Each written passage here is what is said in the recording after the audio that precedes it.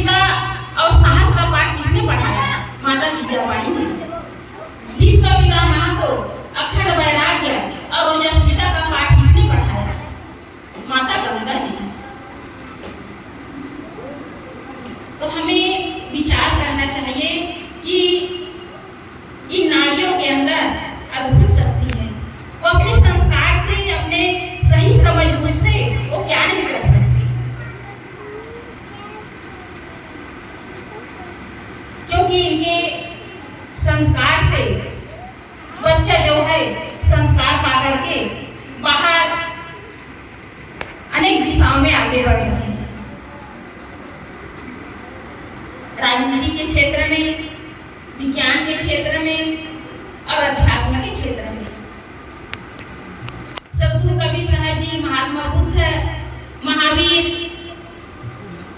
नानक, घासीदास, सुकरात, ईसा, मोहम्मद, ये सब माता के गर्भ से ही जन्म लिए। अब उनके गर्भ से जन्म लेकर संस्कार पाकर आज उनका नाम इतिहास में अमर हो गया है। वे हमारे इस भारत भूमि के अद्भुत महामानव हैं। तो आप सबको चाहिए कि आप अपने अंदर जो शक्ति है उसे जगाने का प्रयास करें। आप अबला नहीं है, आप कमजोर नहीं है, आपके अंदर अद्भुत शक्ति है। आप उसे दबाने का प्रयास मत करिए, आप उसे जगाने का प्रयास करिए।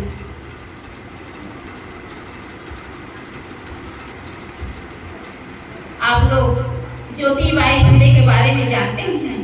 वो भारत की प्रथम महिला शिक्षिका है, जिन्होंने लड़कियों के लिए और जो समाज में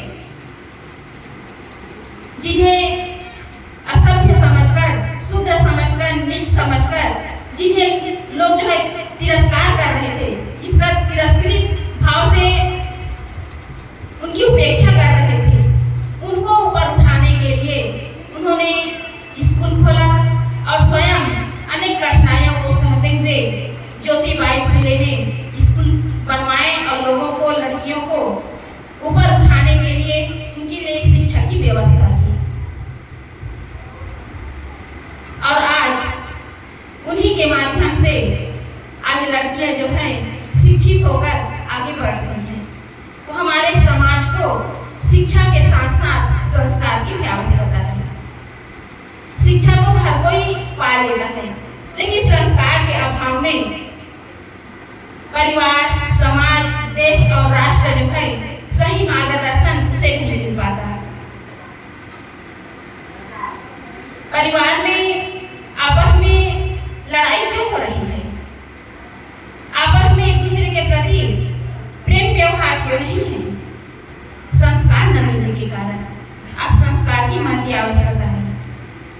जब तक संस्कार नहीं मिलेगा तब तक जीवन अच्छा बनने वाला नहीं है।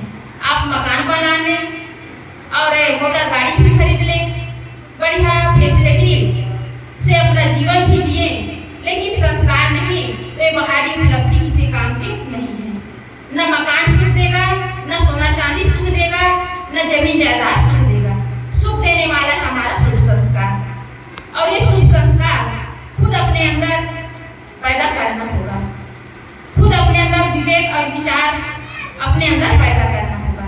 और इसके लिए चाहिए सत्संग का आधार, क्योंकि गोस्वामी जी ने भी कहा है कि बिना सत्संग विवेक न हो। बिना सत्संग के न विवेक पैदा होता है, न सद्बुद्धि मिलती है और न हमारे जीवन में सुधार होता है। इस सत्संग का आयोजन इस महिला शक्ति ने क्यों किया है? ताकि हमारे गांव में, परिवार में किसी भी प्रकार के लोगों के अंदर दुख न हो, पीड़ा न हो, आपस में किसी भी प्रकार की उलझन न हो। लेकिन लोग समझ कहाँ पा रहे हैं?